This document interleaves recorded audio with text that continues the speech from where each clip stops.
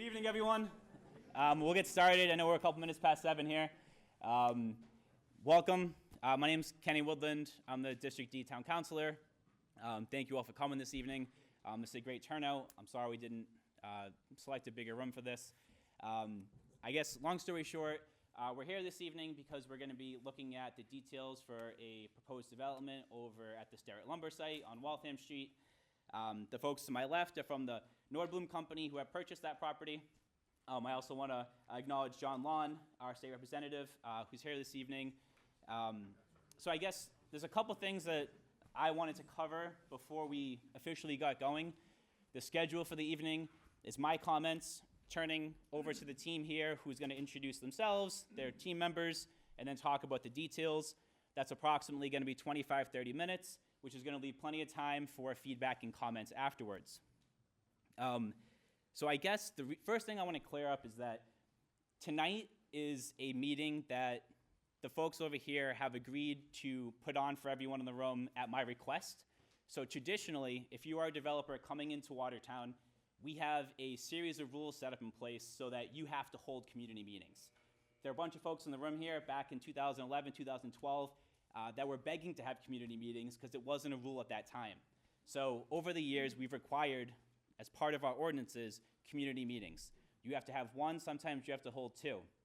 Now, this project, as many folks know, is not going through the local zoning process. It's going through a state process that's known as 40B. And so when you go through the 40B process, there is no requirement that you hold a community meeting before you go in front of the ZBA. So upon my request and knowing the custom that we are, the standard that we're accustomed to in the West End, I asked and they said, yes, we'll be more than happy to host a meeting and to answer questions and take feedback.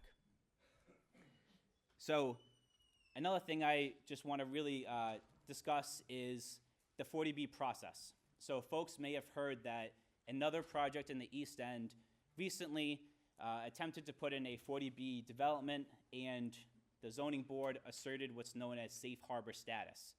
And because of that, there was an impression that when Watertown or a town or city achieves that status, then 40B is no longer permissible. So that's a little bit of a misnomer. Folks are still allowed to move forward with the 40B project, even if the town is able to assert safe harbor status. The only thing that means is a 40B project can then not appeal to the state. So that's a very broad general overview of what that process means. So I guess the long story short is there's every legal right to bring a 40B project forward. There's every legal right to bring it to the Zoning Board of Appeals, except if the zoning board was to either reject this project or impose conditions that are considered too harsh or unduly, then they wouldn't have that usual appeal to the state. So that's all it means here. And so because of this, folks have asked, Kenny, that's great. If Watertown has safe harbor status, what is the planning department? What's their view on this project?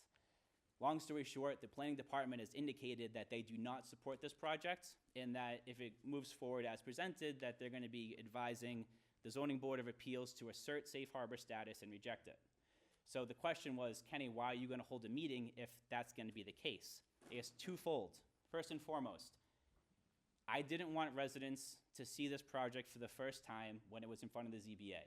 It's very, very important to see the details ahead of time, to give feedback and concerns, and listen to each other and the folks presenting before the ZBA will be voting. So that's the first reason. The second reason is because let's say that we go through this process. We have this meeting tonight. It goes in front of the ZBA in a couple months. The ZBA says no, safe harbor status. The state affirms that status. They still own the property. That property is zoned commercial. These folks do commercial properties as well. It's very, very important tonight that when we're expressing our feedback and concerns about this area, that we do so in a way that's not just on this specific project, but in a way in kind of thinking in the back of our minds that something else might go here. And there are zoning for commercial projects to go here. So that's the second reason. I think the more important reason is because now these folks are going to know this is what the community thinks. This is what the community wants from this particular parcel. So it's twofold. As a way of background, The Pleasant Street Corridor District was created in 2007. In 2014, we rezoned this area. And a lot of folks in this room were actually a strong part of that rezoning effort. When I first got elected in 12, we were kind of talking to developers and saying, please, please don't build this enormous project. And so in 14, we rezoned it. So there are certain areas of Pleasant Street that are reserved for certain types of developments. And so the reason why, in the end, folks have to go through the state process of 40B for this type of development is because it contains residential, and residential is not permitted in our local zoning in the Starrett Lumber site. So that site is strictly commercial. And again, so this is kind of where we're at. We have this presentation this evening. How many folks here are on my email list? Great. I always say I never know if people read those things. I spend a lot of time on them. It's nice to know that. So those folks in the room and any folks that read the Watertown paper know my position on this. I've said multiple times that I don't like residential on this site. And part of that reason is because we have already examined this area, and we've already said pretty explicitly that we want commercial. Also, it has a tax implication because we do the CIP shift in town. I'm sure folks will express concerns about traffic and congestion, so I don't need to do that right now. So I think that's pretty much all I wanted to say to cover this. So that's the 40B process, where we are, kind of next steps, how we got here. And so afterwards, if there are more questions related to the town stuff, I'm more than happy to address them. But in the meantime, I'm going to turn it over to Norblum, who are going to give the presentation this evening. And afterwards, we'll have time for questions and answers. So I would just ask everyone to let them get through the presentation, and we'll go from there. Okay? Thank you. Well, thank you very much. And I'm Todd Fremont-Smith. I'm with Norblum Company. We're a small regional development firm. With me is also Todd Nordblom. So if you want to shout at someone, just shout Todd. You'll get one of us. Also Margaret Murphy, who I don't know where she went. There she is also with us. She's a real estate expert, consulting expert on permitting. So we thought we'd just take you through why we're here, who we are and why we're here. And I'm going to do the first part of the presentation, and then T2, as we call him, is going to take over the second part. He's much more of a housing expert per se. So just who we are. As I said, we're a family-based local company. We're based in Burlington.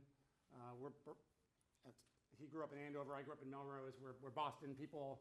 I went to school not far from here.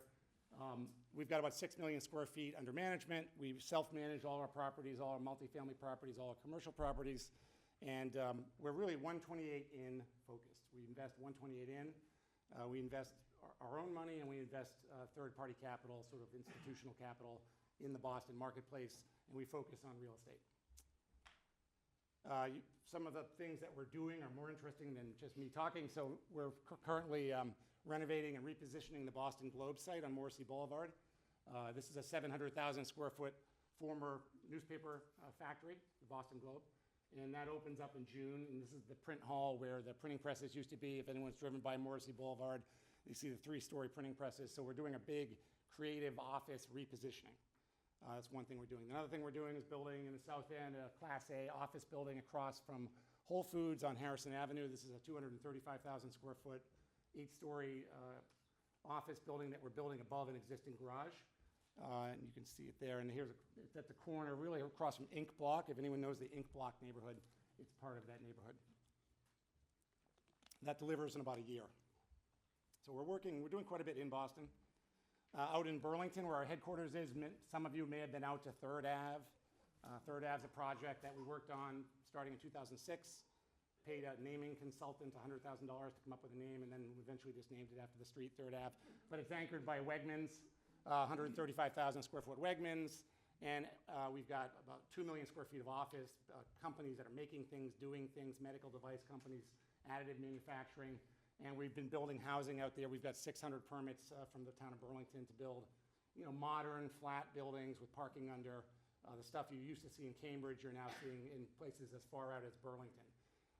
And we'll talk about housing more. Why am I talking so fast? Because Boston is booming and we're very busy. We've got a lot of stuff going on in the office, and it's the kind of business where when the economy's down, it's really boring, and when the economy's up, it's very exciting. But this is a shot showing Watertown and in the Boston, the skyline in the background. You know, Boston is just exploding. It's going over a tipping point. You've got universities, medical centers, 240,000 college kids that used to move back to Kansas and Ohio, but they don't move back anymore. They stay in Boston. They stay to work at Google and Amazon, and they want to work in the seaport, and they want to work over by Harvard, and there's just expansion everywhere. From my perspective, you know, there were areas of the city I wouldn't have gone to when I was in high school, and those areas I now can't afford to live in. So, you know, South Boston, you know, all these places like Chelsea is changing, Everett's changing. Property values in Everett have doubled in the past 3 years. Somerville, it's $1.5 million for a 3-family house in Davis Square. You guys know this. I know many of you probably work at these companies. Massachusetts, this is kind of complicated, but what it shows is Massachusetts is leading the country in terms of job growth. So it's jobs, jobs, jobs. You don't have to hear about GE moving here and these huge expansions in the seaport, Amazon taking 100,000 feet. Santa Fe's building 900,000 feet. When you drive 93 north, look down into North Cambridge, there are about 5 buildings under construction. That's one tenant building 900,000 feet. This is an article from the Wall Street Journal 10 days ago. 5 U.S. cities produced 9 out of 10 jobs in the last 10 years. The only city on the East Coast was Boston. I know I'm beating a drum here, a dead horse. All the other cities were in California. And we're number 1 in biotech, as you know all this. So life sciences, Boston's the number 1 international destination for life science capital. Whole companies are moving here from Switzerland. They're moving, again, people are just pouring into the Boston area. And that growth, why is Watertown booming? And you know Watertown's booming. They're building everywhere. People like us are standing up at meetings and asking for things. It has to do with this relationship to Cambridge. And we're seeing this relationship all the way out in Burlington, where we are. We're seeing tenants who outgrow, if you're 6,000 square feet in Kendall Square, paying $100 net for an office building, and you need to be 60,000 feet, you can't even get to space. It's not that you won't pay the rent, but you just can't get past the Mercks, the Novartises, the Santa Fe's, the Googles, the Facebooks. They have so much credit, they just blow everyone else out of the market. So everyone's scrambling to figure out where they're going to go. We're seeing it out in Burlington. We're seeing it at the Beat, as we call the former Globe headquarters, and you're seeing it in Watertown. Watertown has really turned into a lab market in the last 12 months, literally 12 months.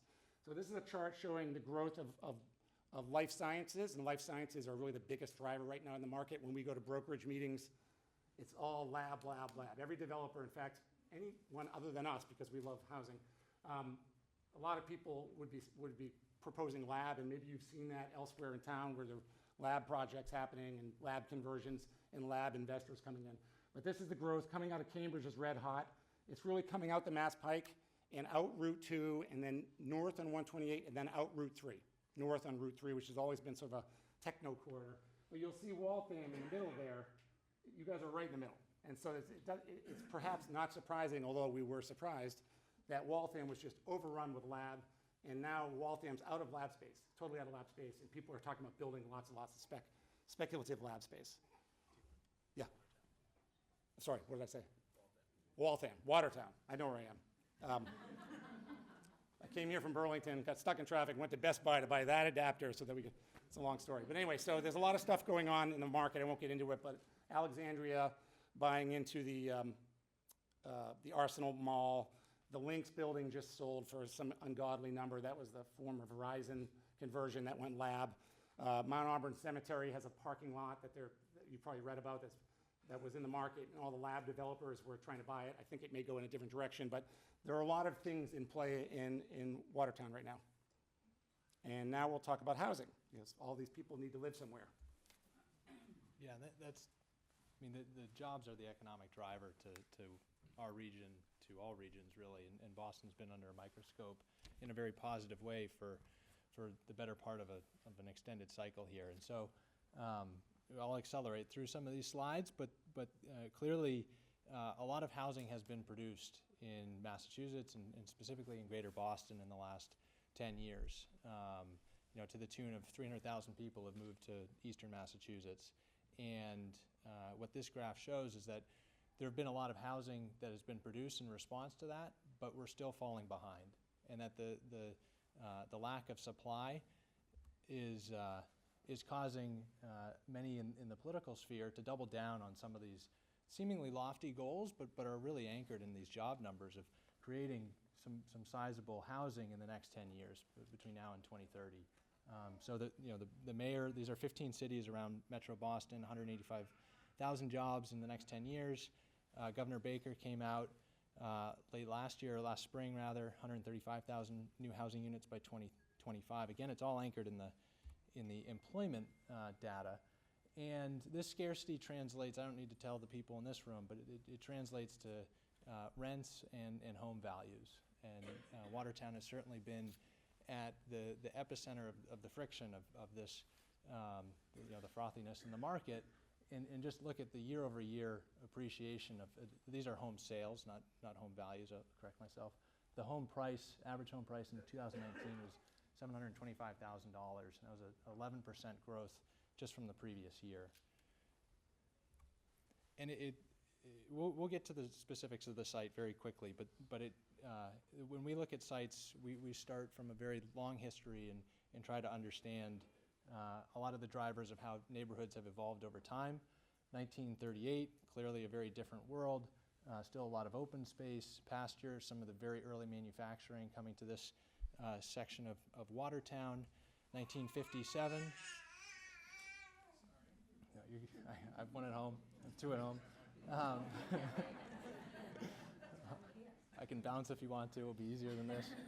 And the location of the transfer station or the landfill on the Riverway there in the 50s and going through into the early 60s in terms of the prioritization of the natural resources. And that evolved, and by 1978, it largely became the neighborhood, this industrial park, if you will, that we know of it for the last generation.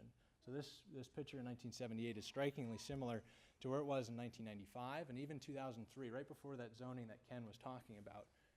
There was a good 25, 30-year section where not a lot changed in this market. And then all of a sudden we accelerate in the course of a decade to a lot of development, a lot of housing development, and a lot of mixed use in terms of, the Stop and Shop had been there for a while, but Russo's, Riverworks with Mark Forge, some very desirable employers and tenants, creating an ecosystem in the West End and West Watertown that it was very different than the previous 30 years that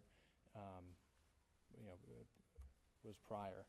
So, everyone is driven by these projects: 60 Howard Street, Bell Apartments, Riverbend, Muse. These all fall on that small radius map. Like I said, we'll get into the specifics now. So this is the site. It's just north of, or just over 2.5 acres. The former lumber company. There are 3 structures on the site. We acquired it in October of last year. And like I think either Todd or Ken said, we're very much oriented to long-term ownership and how real estate evolves over time. We do think that residential is the right use for this site, but it comes with a long history in terms of the lumber company. Didn't always have the best relationship with the neighbors, the immediate neighbors for sure, and probably broader than that. And that's not something that gets easily forgotten, and I'm sure it's baked into the DNA of what wants to happen next. So as we look at the landscape of potential uses for the site, we put housing on here. We understand the landscape that Ken outlined. And as we talk on the commercial front, the commercial means so many different things as it relates to the zoning. It means lab. There are a lot of trends in lab today. I would say that West Watertown has not seen the same microeconomics that East Watertown has seen, but maybe that changes.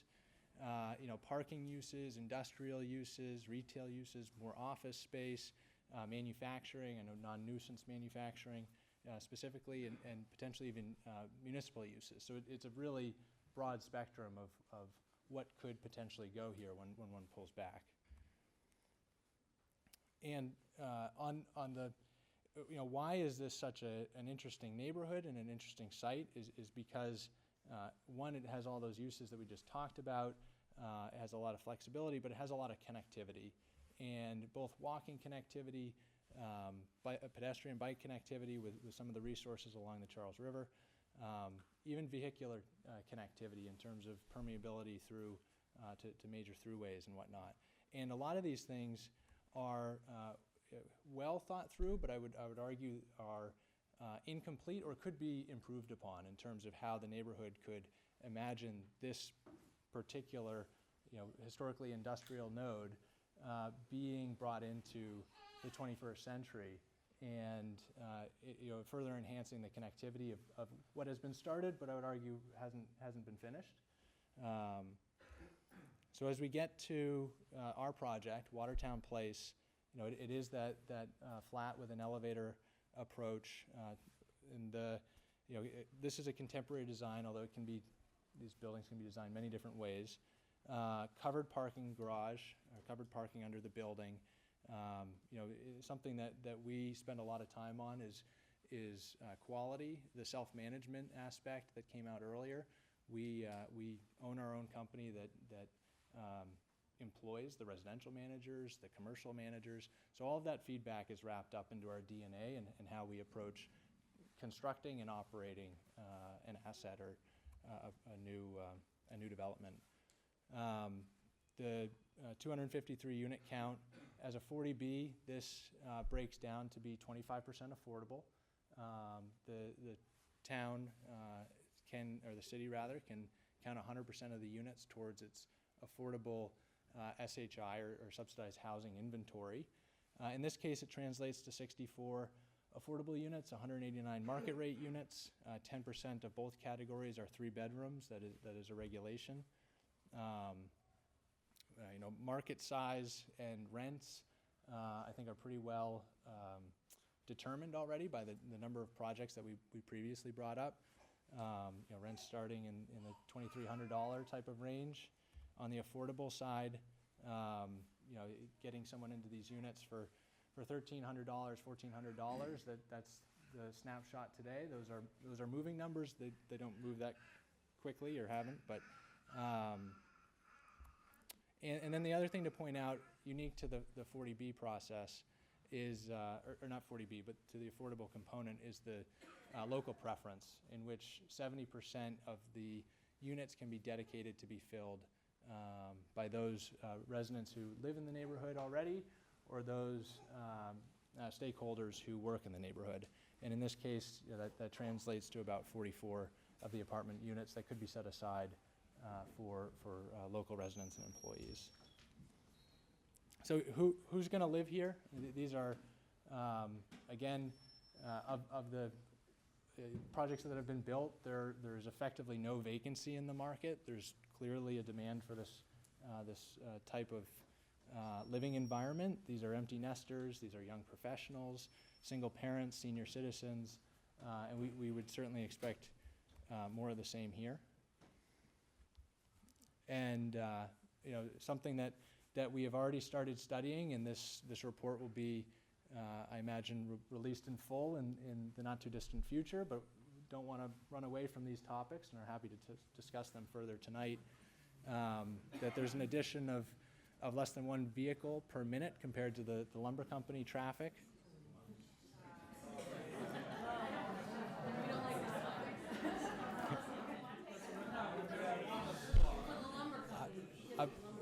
I've got literally another 2 minutes, and then we can open up the floodgates. Some of the complaints, honestly, that we've heard are the interaction of heavy traffic with the neighborhood, and how do we change the character of that with what happens on the Starrett site going forward, or former Starrett site. And then, in terms of the benefits to Watertown, there are different ways to look at the taxes. I wouldn't claim to be an expert compared to some of the other people in the room, but there's somewhere in the neighborhood of a 15-fold increase in taxes compared to what's there today when evaluated on a housing front.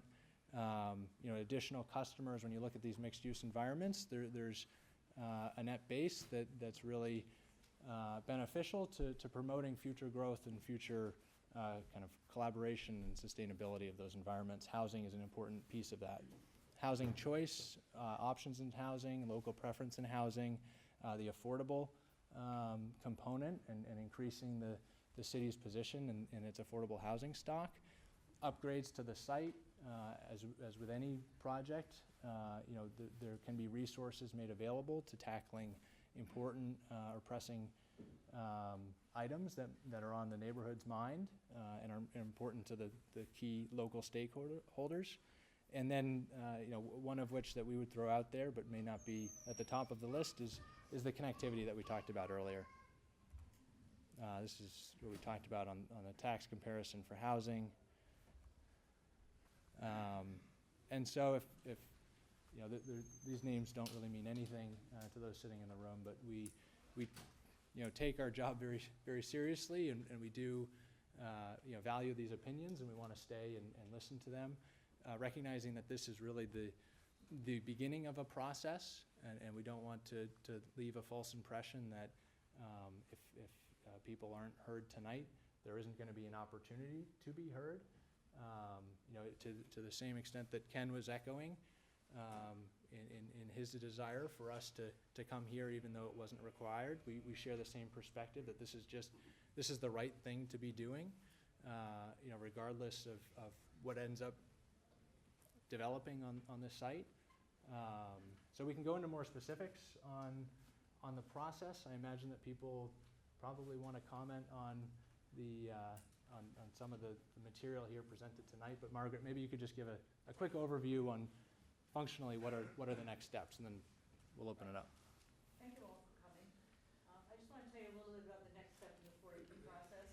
So sometime in the next month, we will be filing with a comp permit with the Zoning Board of Appeals, and then they will hold a hearing.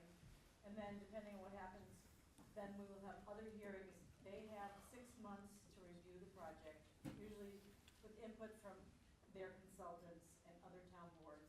And at that time, they will render a decision of what they think. They can approve it with conditions, they can deny it. But this is the very beginning of the process, and like Ken said, we met with him early and he asked us to do this, and we're happy to do this. And it will be good to hear what people think. And as the Todd said, they own the property, they're going to do something with it, and there'll be something great. So this is the beginning. They love the site for housing. It's a great site, and we're just going to keep moving. So we'd like to just... Sorry, Cable's recording the meeting, so they have a microphone, so I'm just grabbing that. So Yeah, sure. when you ask a question, just speak into the mic so the folks at home can hear it, okay?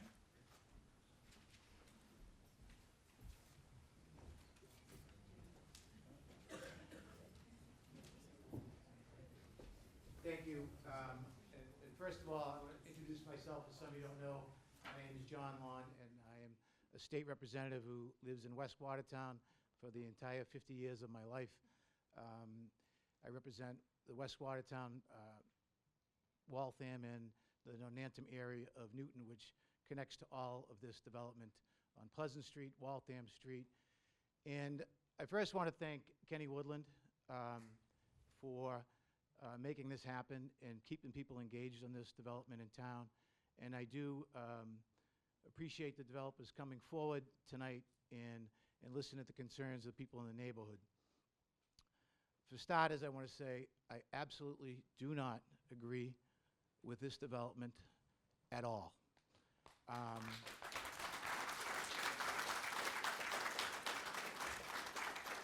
think you made some fair points about the housing crisis, which we do have here in Massachusetts, and which we are trying to deal with at the state level. And you talked a little bit about Governor Baker's housing proposal, but what you left out a couple important things about that. One of them is that in many cities and towns around Greater Boston, the zoning boards are turning down projects because it takes 2/3 of a zoning board to approve a project. So I don't know where you guys live, but I can guarantee you that where you live, unless it's Cambridge, Boston, Everett, or Watertown, no one has built more housing in Massachusetts in the last 5 to 10 years. No one. So we have done our fair share, right? This project, and I think that we have probably passed the tipping point. And to be honest, maybe I'm to blame for some of that. When I was on the city council, we had Pleasant Street, as you said, where abandoned factories for 20 or 30 years. When the economy was bad and we were laying off teachers, firemen, police, we were trying to revitalize these properties. We were trying to get them back on the tax roll. We had no idea, too, we wanted mixed-use development. We wanted them like Quincy Cold Storage, Harts Mason. We wanted them to be revitalized. They were abandoned warehouses. The market turned housing. We saw Canestraro build a lab space on the bottom of Rosedale that sat vacant for 2 years. They converted it to housing. You could not blame them. That's what the market went, and we really don't have any control. But we have crossed the tipping point in Watertown. We have done our fair share. I actually don't believe anything should go on this site. And I will actually ask our town council to take this property and work with you. I know you paid $6.2 million. We have needs in this community that we don't know are coming at us. We're looking at a new high school that we're dying for space. We do not know what we're going to do. And I would ask you to take your $6.2 million. We'll work with you to give that back to you. And you take this project to one of these other cities and towns that are not doing their fair of building housing, because now we've had enough. Thank you. I don't think there's any more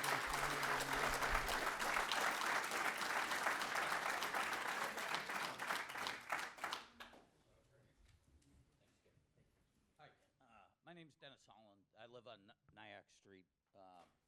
And you guys said that you do a lot of building in Boston, right? In good markets. Okay. How much affordable have you built in Boston? Because it seems like all the insanity in the city has to come out here for the housing. You know, in the traffic study that you had there was about, you know, Sterrett having an adversarial relationship with the neighborhood. I mean, the only thing that I could see is a tractor trailer showing up with a load of lumber. They came out either out of Canada or up New England and showed up before 7, all right? So I don't know anything else about it that would create such a big problem that this project is going to be a lot better than, you know, little old Sterrett lumber. And, you know, the 1 car per hour or whatever the difference was up there, I think, that, oh, minute, even better, 1 minute. You know, we haven't seen an unfavorable traffic study in the town yet. And I mean, you know, if you're over in that neighborhood, if you come into that neighborhood, you can't move in the morning, and I'm sure everybody in here knows what we're talking about, from Bemis Park over to California Street. You can't move on those short things. So that 1 car per minute is gonna add to that delay, that people are not traveling those routes at all. I don't travel the route. I don't even get down East Watertown, it's that bad. So how is this project gonna make our place better? If you wanna bring in affordable, build it in Boston so that the people are living there closer, that we can alleviate some of our traffic problems also. You know, instead of all the high end going into Boston and chasing the poor people out, where are they gonna go? Watertown? They can't afford it. Nobody can afford this anymore. So please, like the state rep said, reconsider if you could, please. Do us a favor. We don't want to treat you as bad people, but we're nice people, and we're just not used to this kind of growth either. Thank you. And I should have mentioned that the mic doesn't project. It just allows the cable to record it, so the direct feed. So if you're speaking, just project as well. Questions? Oh, sorry.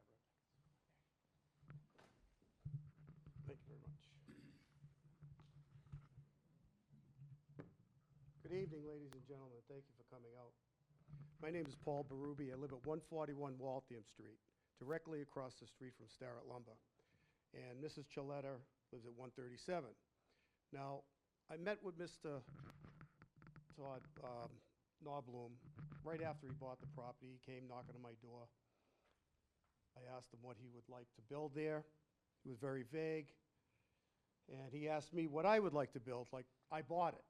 Well, I said to him, you know, luxury townhomes like the down on the end of Sayon and Gore Street that are now one of them selling for over $1 million. But I said, this is commercially zoned. So what we would like to see? Well, he had taken a tour of AMTI Corporation, and he said, well, very interesting. Well, that's an R&D building. Very well built, very well manicured. That's the way I would go, okay? But they turn around, calls up again, and sets a meeting up in my dining room. Well, Mr. Chiletta comes over, he sits with us, with his lawyer, and he says, well, we're gonna go 40B.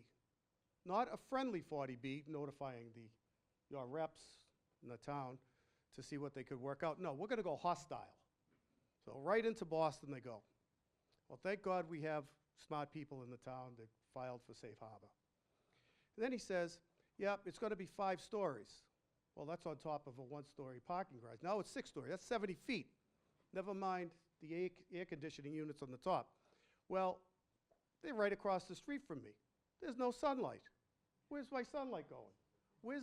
And he says, oh, well, we'll do traffic studies. Again, like the gentleman said, traffic studies, right? Yeah, okay. So I said to him, I said, you know, if you talk to Mike Manna and Mr. Magoon, oh yeah, I know them. Well, Mr. Manna and I are very close due to Starrett Lumber's projects. And when I called him up, he says, I never met this person. I don't even know who they are. I'm like, really? Well, this is what they said. So let that be what it is. So then we see the pitches that they put on. I hope everybody got a look at it, on what they're proposing. Well, it's funny how he took pictures of Wholesale Door that's behind them, took pictures of AMTI beside them, took pictures of the plumbing supply place beside them, took pictures of a building that's not even in the neighborhood, and a picture of a 2-family that just was recited and the store that is now defunct. Well, wait a minute. What happened to my house? What happened to Mr. Chiletta's house? What happened to Rutland Street? What happened to Evans Street? What happened to the ballpark? They are deceiving the state to get what they want. But I agree with Mr. Long. Cut your losses, put your money together, sell it back to the town. The town will put it to better use than what you're proposing, because what they're going to do is create such a terrific infrastructure problem that you will have no peace on any street. So their lawyer said to me, oh, this is such a nice neighborhood. My grandkids live right over here. I'd love to be close to them. Oh, I said, really? Would you like to buy my house? Oh, she don't want to live there. Why? Because she lives in Needham, right? So Todd says to me, he goes, but we use the best materials. And I said, you know something, if I put lipstick on a pig, it's still a pig, all right? This is not a welcome company. I think that this company will do whatever they have to do to get what they want, and I'm sorry, but this is the way I feel, sir. Yeah, that's a whole other thing, yeah. They had, all right, at any rate, ladies and gentlemen, thank you very much for your time. God bless.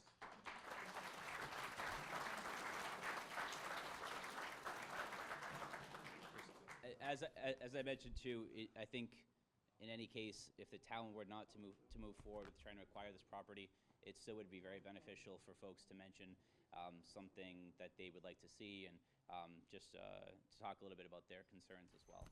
I know Bridge Street, just because I want to take notes as well in this meeting, and I know that, for example, Bridge Bridge Street and Waltham, and then the intersection of Pleasant and Bridge, and then Bridge in California, like that's a very clear concern. And that's something that's a very specific piece that I can streamline through this meeting. So those tidbits really, really help. So next question. I want to go over here. If anyone has, yes, ma'am. Hi there. My name is Ellen Tadino. I don't actually live in the abutting area, but I live on Waverly Avenue. We're a small town. We're a 4-square-mile town. And traffic cutting anywhere in this town, you can't move. A scope of this size brings not only traffic concerns, it also brings public safety concerns. When you have housing units that have automatic hardwired, smoke detectors, people burn their toast in the morning, which means that the fire department and police department have to respond. which means if there's a medical emergency on the other side of town, there's a delay. Seconds count. I'm a BLS instructor. I feel very strongly that this is far outweighs the scope of what I think the town can handle. I just want to respectfully say thank you all. Have a good night.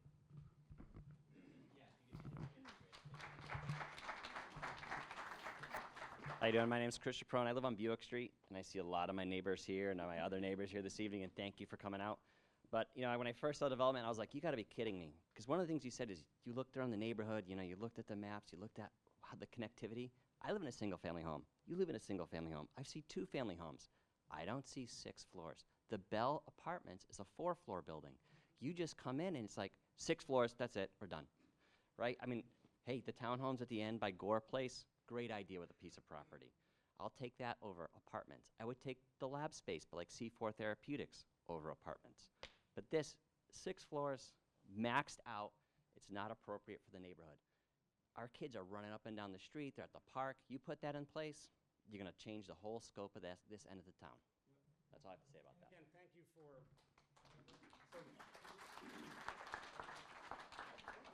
what's most helpful to us is to hear things like height is a concern. Well, come on.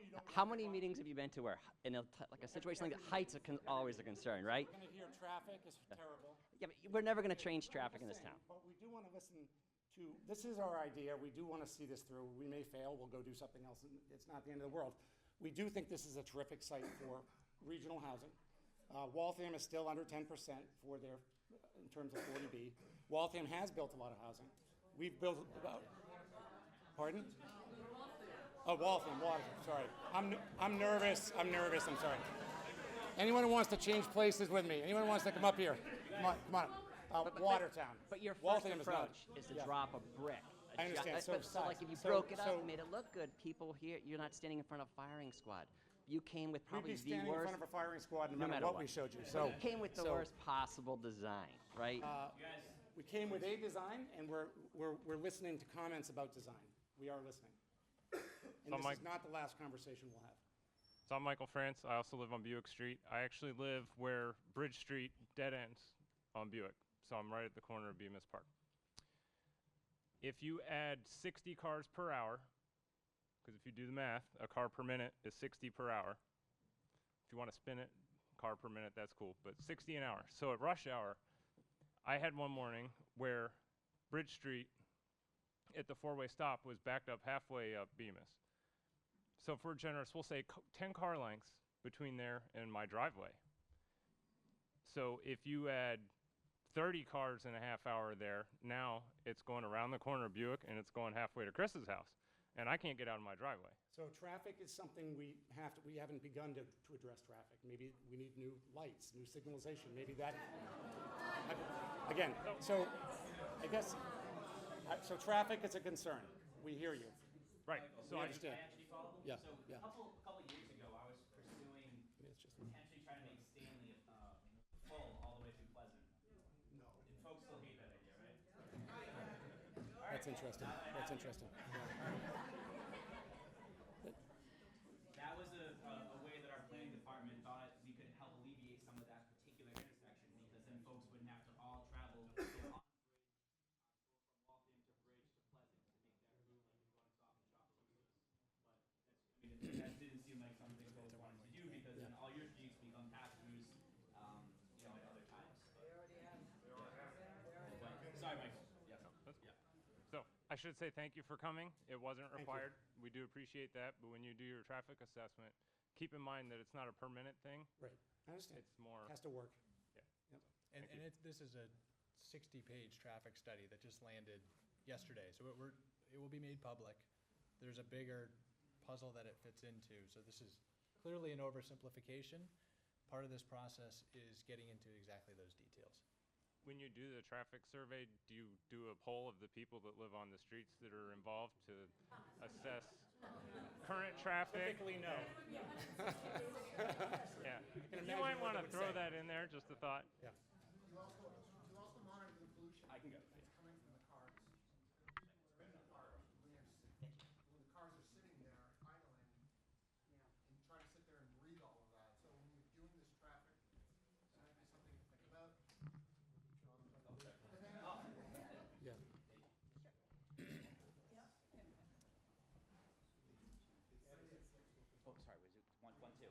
you mind passing it over after? Okay, give me 2 seconds. My street actually is a one-way street. It's on Edward Road. So if there's a lot of traffic down there to go to the other street, I can't turn around and go the other direction. So we got kind of put that too also. Also the bicycle path. They put the bicycle path there. And we ride bicycles down there. And then, like we said, there's a lot of traffic down there right now too. So you build all that, it's gonna be more cluster of cars. Thank you. Just to add on to that, you know, Starrett was a commercial business. It was only in operation 8 hours a day. So you add residential and you have all those cars there all the time. So that's something, you know, it's Bridge Street because it crosses the Charles. There's only one way to get over Right. there. So it's, the traffic is a huge, huge, huge concern. Hi, my name's Joe Berkeley, and I live on Rutland Street. And thanks for being here tonight. I know you said you didn't have to be here, neither did we, but we showed up. And I know you're gonna, you know, like the guy said over there, this is like a firing squad, and you're taking it like men. We're just hoping you get a quiet moment before yourselves and think about what we want. But I wrote things down. It's gonna take 1 minute. And I'm basically, not to talk about statistics or anything like that, I'm here tonight to tell you what kind of a neighborhood we live in. We're a neighborhood who looks after each other. We do things for each other, like shovel and plow snow. We cut grass for each other, or fix things whenever possible. We see each other socially. We talk over fences, or on porches, or in backyards. Our kids remain friends today after going through grammar school, high school, and college. You get the picture. The only thing I could complain about is traffic. The number of cars continue to increase, and this is currently, and they go faster to get to their destinations up and down the street. This residential project would only make it worse. There is absolutely no mitigation possible for a residential project of this magnitude. I understand it's a business for you, but it's personal for us. You're looking for value to go up, but ours would go down. We're here to tell you we want to preserve our neighborhood. Your proposal, I feel, is impersonal, and quite honestly, I think it's a little inconsiderate. The fact that you want to take a commercially zoned lot and put up a massive residential structure that is way out of scale for this neighborhood is, as I say, impersonal and a little inconsiderate. And finally, if you're telling us you need to put this residential structure up to make your financial ends meet, then maybe you shouldn't have purchased a commercially zoned area with the intent of putting housing there. In ending, I hope the town board listens to us and helps us preserve our neighborhood, denies your proposal, and teaches you a hard financial lesson.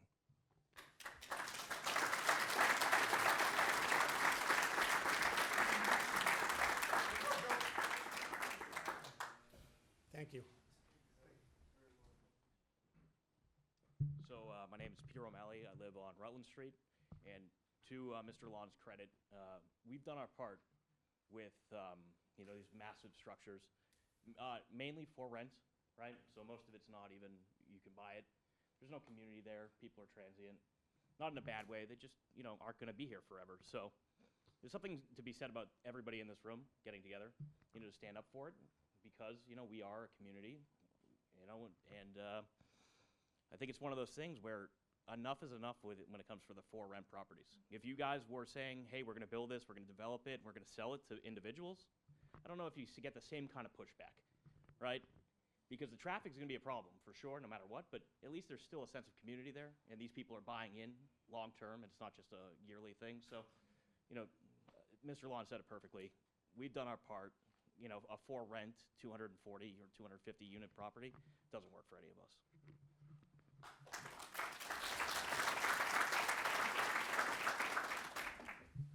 If you were to build single-family houses or even duplexes there, how many would fit in that same spot?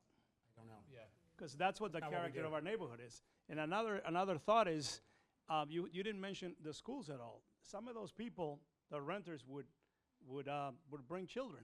You know, they wouldn't all be all retirees or, you know, and so the impact on the schools would also would be considerable. So those two things. So consider maybe building, you know, some townhouses that could be sold to people for an affordable place, and they could become part of our community.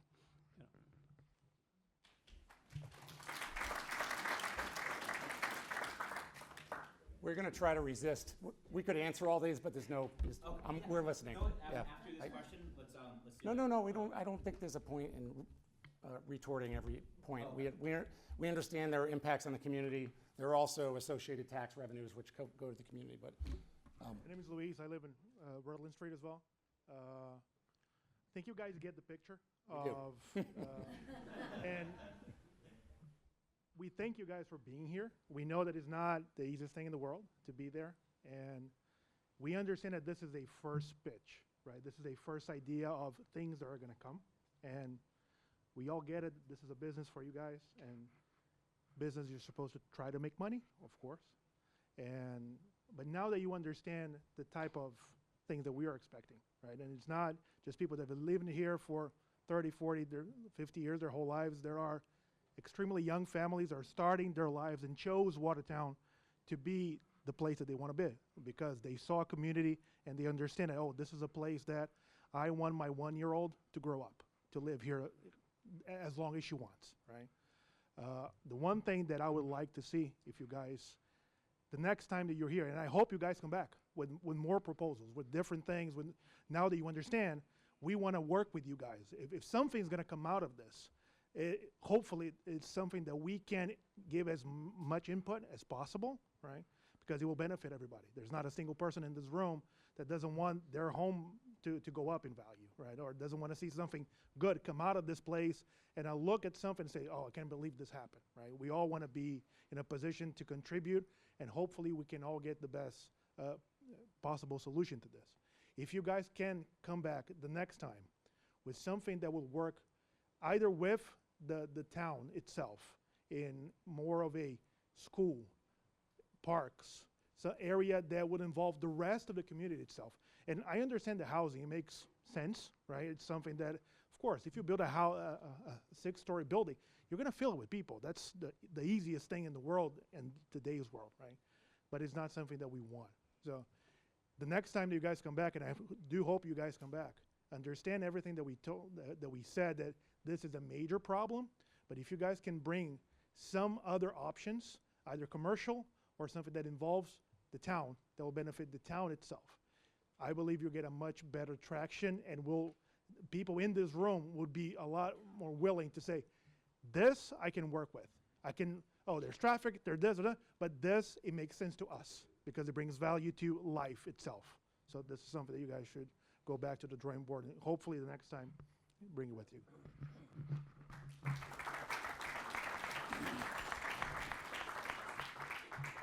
And just two things I wanted to mention about the schools.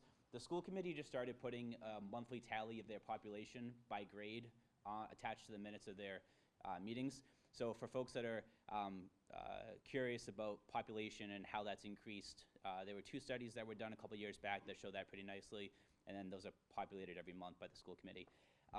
The other thing I want to mention, I really like that comment, and what we saw when Waltham Street, when that development was getting proposed, was originally 3 buildings that were all 5 stories, and there were another, 250 units on there? I think the folks in this room came up with doing the townhouses, and those have been commented on already twice tonight as the things that people like to say.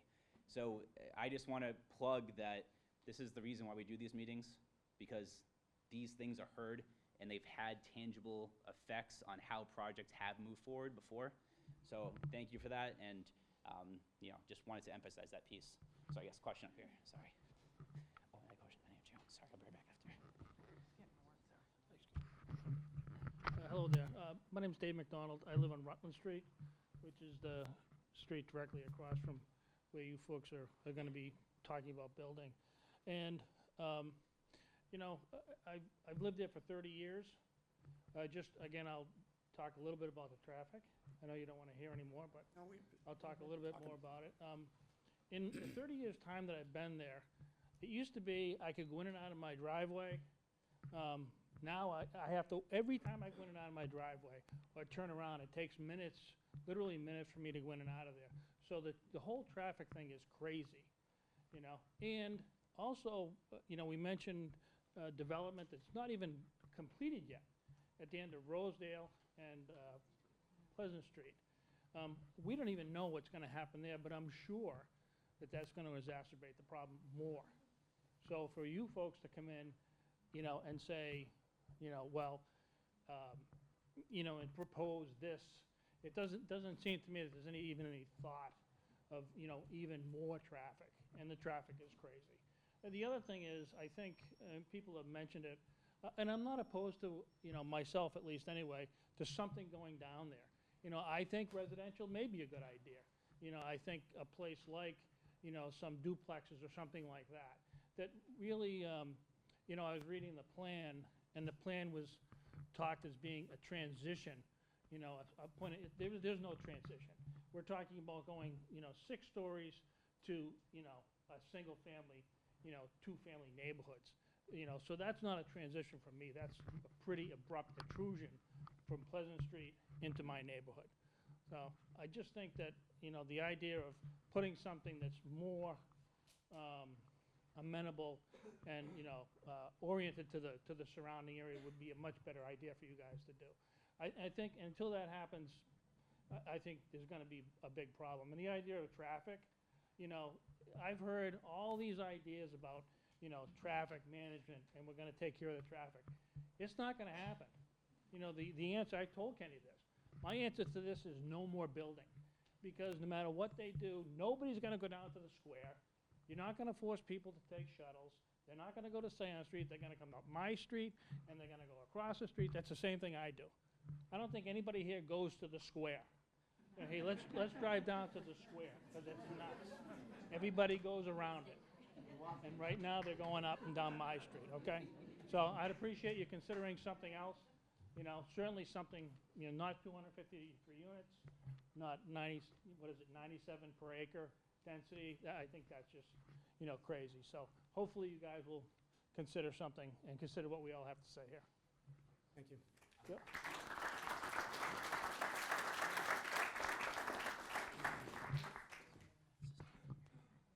Hi, I live on Evans Street, and my name is Lucy. My question is, I really don't know too much about the 40B. Could somebody explain it? Yeah, take a shot. 10,000 Yeah, review. take a shot. Sorry, I just... No, not at all. So, 40B was the statute that was enacted, and I always joke and say it was enacted because there were a lot of really rich communities that put in zoning that didn't allow people of moderate means to come into their communities. And that law was passed in 1969, and it basically says if your community hasn't met 10% of the total units as affordable, or 1.5% of your land area is affordable, then a developer can come in and not ascribe to those local rules that you put in place to keep out poor people. Instead, they can go to the state, and the state can approve your project. And so that was the original really butchered 10,000-foot view of 40B. And so what Watertown has done, we don't have enough units to say that we've met that 10% threshold. What we've done instead is say, we have 1.5% of our land area that's dedicated to affordability. And so the state had this peer review that came out and said, we have met that threshold. And so all that means is, someone can bring a 40B project forward, no problem, like the folks are doing today. Bring a 40B forward, you know, go to the ZBA, but the only difference is now if the ZBA rejects them or puts unduly conditions on them, then they can't appeal to the state. Normally, if a ZBA said, no, we weren't safe harbor status compliant, then they could just go to the state, and the state would say, yep, you can do it. So that's the big difference. That's really butchering everything. That's kind of just the No, I think that's right. And look, we didn't come here tonight to pick on you. Again, we see this as a regional issue. There is not enough housing in eastern Massachusetts. Rents in these apartments that you're talking about building downtown, $5,000, $6,000 a month. It's just, so we have a supply problem, right? The price is too high. we have a supply problem. So we look for communities that are close to Boston, that are nice communities, that either we can work with the cities or towns at the local level, or that we can work with the state program, the 40B program, which is a zoning program. It's a zoning tool. It's just another way of getting a permit, which we have to go through the public process. We're just at the beginning of that process. You know, everywhere we go, traffic is broken. We get it. I mean, traffic is broken where I live too. It's broken in Boston. It's broken everywhere. I don't know what the solution is, other than more transit or self-driving cars or something. But you know, people do want to live here, and they're young people that want to pay $2,800 instead of $4,800, and that's why projects like this get proposed. And we'll see what happens. I mean, we have different roles here. If we met in the bar down there on Tuesday night, it might have been fun, but we have different roles. You know, we're glad that we could bring the community together in such a meaningful way, you know, sometimes that's what comes out of it. So we hear all the elected officials, and we understand. You know, you guys have created a lot of housing. We work a lot in Burlington. They've done a lot of housing in Burlington. They just gave us another 300 units. There are cities and towns that are doing nothing. It's totally true, nothing. Unfortunately, their zoning doesn't allow housing, and they're over 10% at the state for the state threshold. So I think we get it. We hear you. I don't want to ruin your whole evening. I know there's no Celtics game and no Bruins game. We get paid for this. We can stay here all night. But we get it, and it's just the very beginning, and I appreciate having the opportunity. We appreciate the opportunity to feel the emotions, because it's important to us. Before they go. Yeah. You've suggested to us there's two options. The options are either you'll build residential. And by the way, going as a 40B style is sort of insulting to the town, because you could have come to the town first, but you went to 40B. And my understanding kind of is because it's industrial and you want it residential. So that's 253 units is ridiculous, and you know it. There is a third option, and I was hoping, actually I want to give this back to Ken. Ken, can you explain to everyone here what eminent domain means?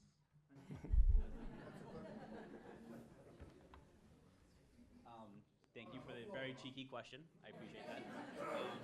Yeah, so long story short, 40B, eminent domain is an ability for a city or town for a public purpose to acquire land that's privately owned. So do folks remember the old White House that was next to the old police station?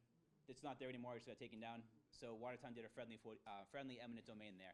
So folks there said, hey, we want to sell this to the town, and so we went through the eminent domain process and negotiated a fair price that reflected fair market value, and the town purchased that property.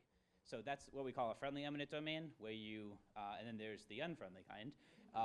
And so it's worth, honestly, a Google for some major examples. Like along the border, this is the big issue right now, taking people's property to try to build a wall. That's a huge legal issue that's happening, but like I said, this isn't something the council normally does. It's happened. So in my tenure on the council, last 9 years, we've done it once, and it was for the example I just gave. This would be a good second time. Sorry, can we take 5 more questions? Yeah, sure. Okay. Sorry, we'll start over here and pass down, okay. We love this. Hi, I'm Mary Ann Mulligan. I live on Falmouth Road. I'm not as close as some of my neighbors here, but I do travel on Waltham Street, try to avoid the square just like everyone else. But I think of just a couple more data points, because I think it's so important to emphasize just how many units have been going all around our neighborhood. By count, Ken, and you can help me out here, are we bordering on 1,400 now? Count the parts that are outside District D, and I'd say we're approaching there, yeah. We're approaching 1,400 units. So, and we have been coming to events like this for, what, Ken, the last 8 years, guys? Long time. As each proposal comes forward, you're the first 40B and the unfriendly or aggressive 40B to come in. So that gives you that status. That's why you're hearing a lot of pushback. But we've sat through the hearings. We've listened as every traffic study has said less than 1%, less than one car. There'll be almost nothing. Seriously, we're done with the traffic studies. And then we ask when they were done. December, the coldest, slowest month of the year, vacation season. I mean, they really have no credibility. I'm sure they gave you 60 pages, and to come out with less than 1 car per minute. It's what we expect now from traffic studies, that there'll be none, so why are we trapped in it? So I just want to give you that scan, because each time the project comes in, I don't think you understand exactly what's been going on for the Thank you. corridor. I hear you. Yep. And it's residential. The other little tidbit here is it's supposed to be mixed use. So part of the Pleasant Street corridor plan and the revamp that happened said, enough, let's cool down on the residential, all the traffic, all the congestion, and put in some commercial jobs generating properties, right? Like labs. How many do you think we have? 0 so far. 0 on the corridor. So not so good. So when you came in and I listened intently and said, oh, it's a mixed use and you've had mixed use, and we all said, where? Not on the Pleasant Street corridor. Not yet. It's coming. Well, Probably. And yet you put forward a housing plan. And if We don't do lab. 40B We're not lab housing- developers. So. But you did commercial. You put up an impressive list of other we did. things, but you said you chose housing because housing was the best for here. It's not the best for here. When you look at the corridor plan, Yep. when you hear from the neighbors, think about the traffic, the congestion, and the lack of connectivity to building a 6-story buildings with single-family homes in a park nearby. I don't see the connection there. And then one final thing, thank you, Representative Lawn, for explaining that Watertown is number 4 in the state. We are a 4-square-mile town with 36,000 residents, and we rank number 4 for developing multifamily housing, carrying a lot of weight for a tiny little town. We're number 4 out of 15 for all of the building permits pulled in the state. So we really need to, the housing choice law the governor is pushing, and they're going to debate, is talking not about the 4 and the 15 that are doing their fair share, talking about all the other towns that aren't. So to keep We support coming that bill. back, right, and I think the bill will make a difference, but not if we have projects like this. Using 40B in this way, it's an incredibly powerful law to create affordable housing, but it's got to be applied correctly. So thanks.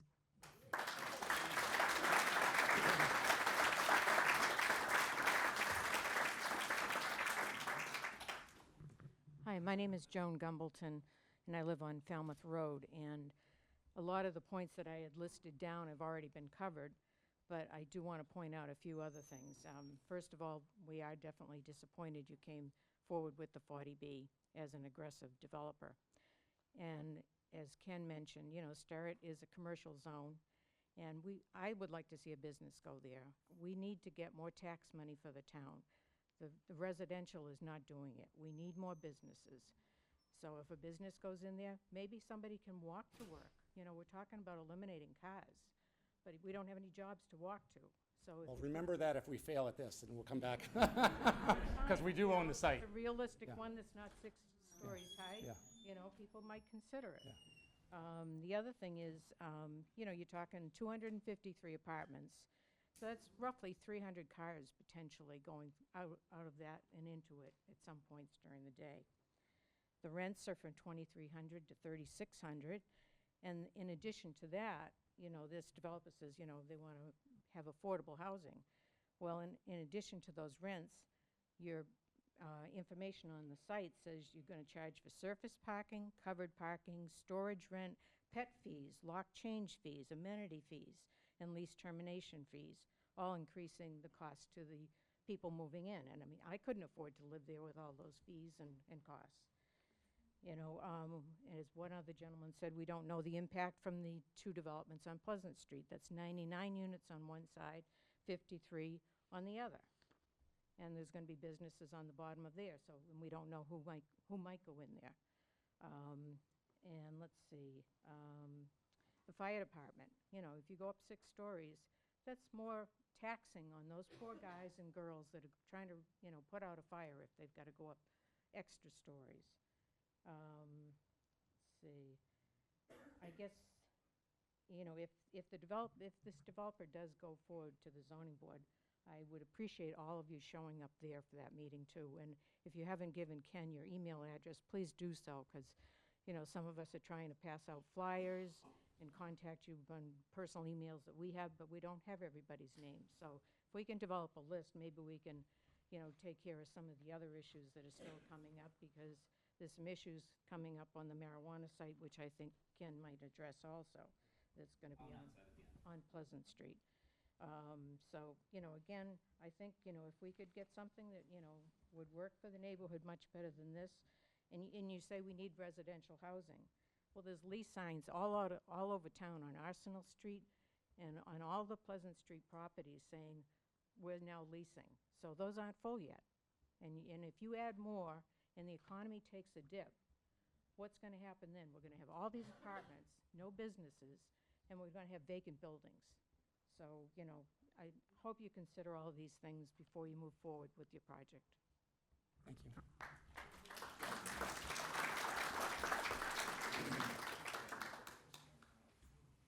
Hi, my name is Ian Corduff. I live on Edward Road. Thank you for coming here voluntarily. As far as commercial use of the property, I think that's interesting. I think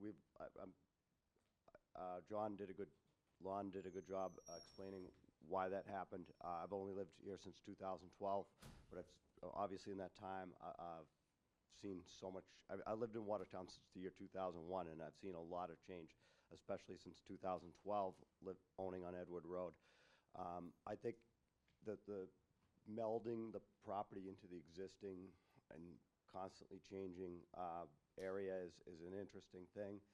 And if you do a commercial site there, I think that's good for jobs. I think it's an exciting opportunity to have this bedroom community, to have it's a good selling point for people not to have to go into the craziness of Boston and be able to work and walk to work, ride bikes to work, whatever.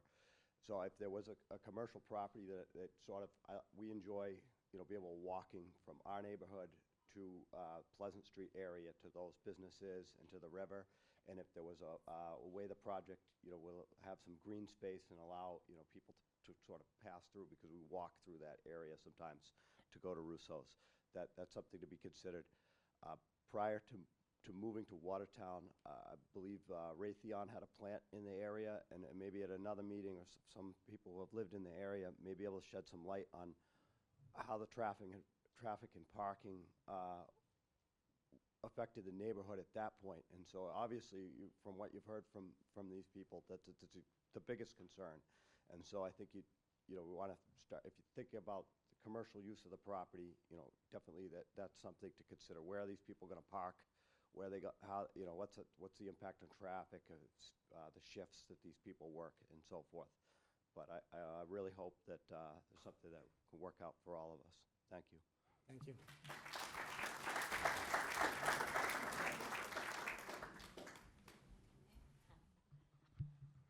Hi, I'm Renee, and I live on Evans Street in one of the two families, and I am here for about 10 years.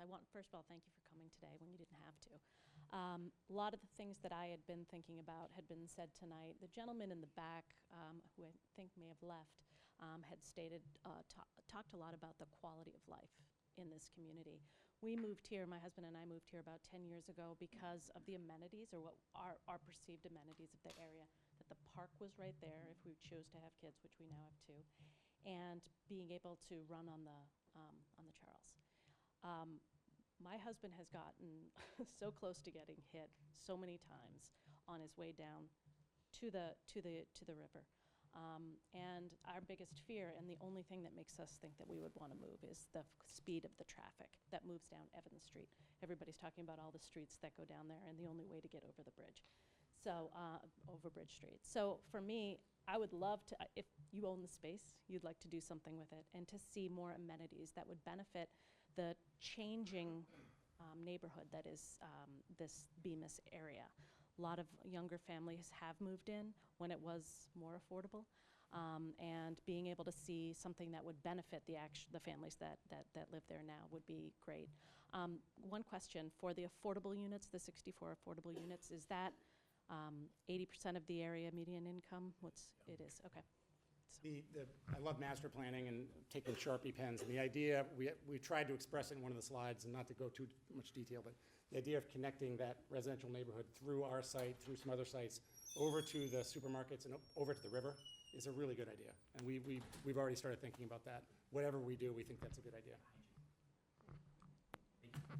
Hi, I'm Jennifer France. I live on Buick Street on the corner of Buick and Buick where it turns. And so we are at the corner of Bemis Park there, and it hadn't occurred to me until today that I'm going to be able to see your building straight from where I am. But what came into my mind when I was reading all these things was baseball season and my street, and I'm sure everybody's streets around there. Well, even with the 1 hour parking, there are always cars, and it may not be practical for you, but what immediately came to my mind was parking. When do the games occur? In all seriousness, are they weekends or are they nights? All the time. It starts on weekends and usually 2 or 3 nights a week. Yeah. Thank you. It's not games, it's practices, so the field is being used in the same manner. Yep. So people practice. Let's do a couple more here. I know what that looks like. I have hopefully a simple question. You know, you didn't spend $6 million without a plan B. So what's the plan B? Well, there are all kinds of plan Bs. One includes other types of development. One includes we lose our jobs. I'm just kidding. No, there's always a plan B, right? Again, I don't know yet, but there's always something. So if we don't do this, we'll do something else. It'll be an office building. It'll be a lab building. It'll be a company that manufactures something, whatever the zoning does allow, so that we don't have to come back here. Just kidding. So there's always a plan B. We didn't come here to pick on you. We came here because we're looking for to address a regional housing need. It's very common if we propose something like this in any community that we get this reaction. We didn't anticipate a different reaction.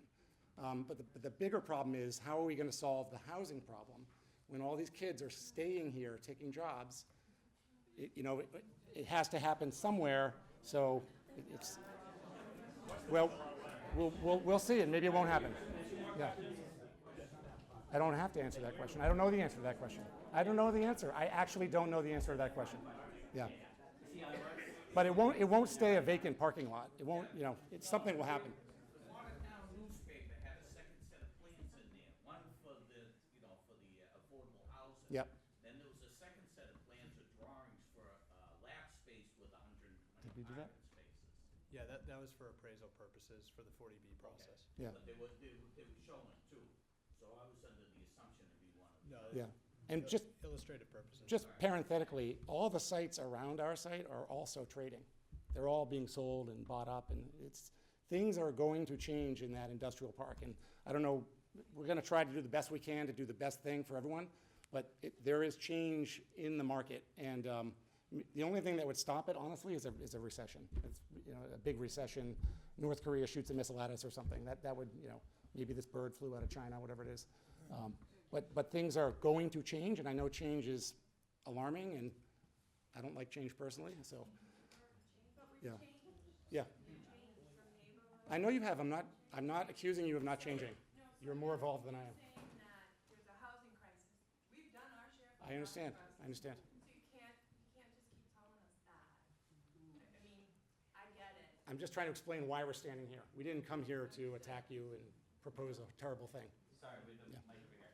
Hello, my name's Ian Clark. I live on Falmouth Road. My idea of utopia is to get rid of all the traffic. And it can be done very easily. I've lived in other places and I've visited other places, and I really would support small commercial units where businesses could incubate and develop. There's my favorite example is the Cambridge incubator. CIC. CIC. I think jobs need to be near houses, therefore cars go away. And I was in Denmark. I was working at a company there, and at lunchtime the cafeteria is empty. I'm there on my own. Where's everybody gone? Well, they went home to make a sandwich, or they went home to let the dog out. They walk home. This big company is right in the middle of a housing area, and I believe the two can live together And I would really actively support a commercial enterprise of that nature. I absolutely do not support any more housing without jobs. We don't need it. We need jobs that we can walk to. Traffic goes away. So I'm lucky enough to bike to work, but I would like to, it's faster for me to go by bike right now. Thank you for your time, and Thank you. thank you very much for coming.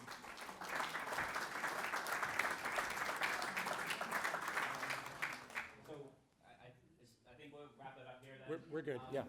I think what I'm going to do is I'm going to hang out for as long as anyone wants to hang out and take any questions. And again, online is my personal cell phone number, my email address. I can write to my personal email address. So if you reach out, if you didn't say anything tonight, you want to say something, or you weren't able to chat afterwards with me, feel free to call me. I'm decently good at responding in a quick manner, or getting an email back. And I'm happy if you say, Kenny, please send what I'm saying to you along to these folks. I'm happy to do that. And I'm 24/7, reach out anytime.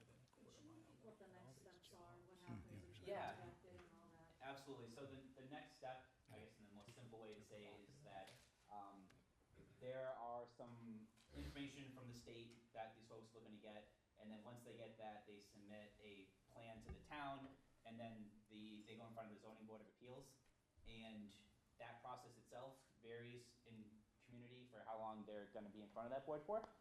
So that would be a time where, as soon as we know what date they're going to be going in front of the ZBA, I send out an email, then send out another email reminder, and then I print out flyers, and I make my wife do flyers with me, because she's the sweetest person in the world. So yeah, we'll do the same thing we did for this meeting. We'll have Charlie do a story on it in the paper, do the same kind of thing. So the same type of publicity for this type of meeting, so hopefully everyone in this room hears about it again. And it would be the same kind of ZBA hearing that we're used to seeing, where you'd go in there and they'd open it up. Anyone can go and speak.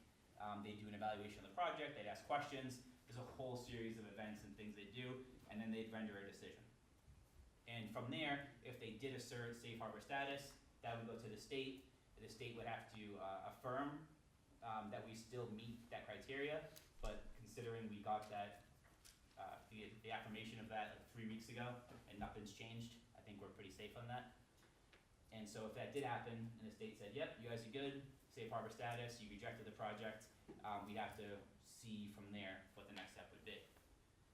And again, it's to be the same thing. If we're gonna change to a townhouses, or if we're gonna change to commercial or anything else, you're all gonna get an email, and then a follow-up email, and then me and my wife are gonna fly your email. That's what's gonna happen. Sorry, yes, one more. Just the February 6th. Oh, yes, thank you for reminding me. So next Thursday, lighter topic, pun intended. Next Thursday, February 6th, there is a community meeting at the police station from 7 to 9 to discuss a proposed recreational marijuana facility that is being proposed for Pleasant Street. So I just wanted to make that announcement. Talk about traffic. That's a real thing. And the quality of life will go.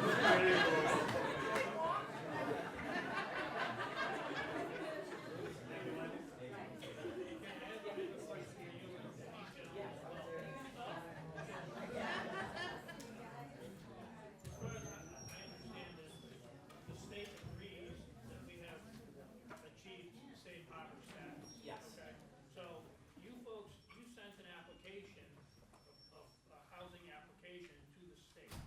That's what I was reading. Yes. So what did you got, so now we have an agreement with the state that we have achieved safe harbor status. What was their response to your application, may I ask? So we got the safe harbor status after that was already submitted to the state. Right. So they had submitted, and then we, as a town, gave feedback on the site. You guys feel free to correct it if it's wrong. Yeah, sure. And then we got safe harbor status in the beginning of January. So their stuff was already in. Yeah. So that's why. We'll see what happens. Yeah, they haven't got a response back yet from the state.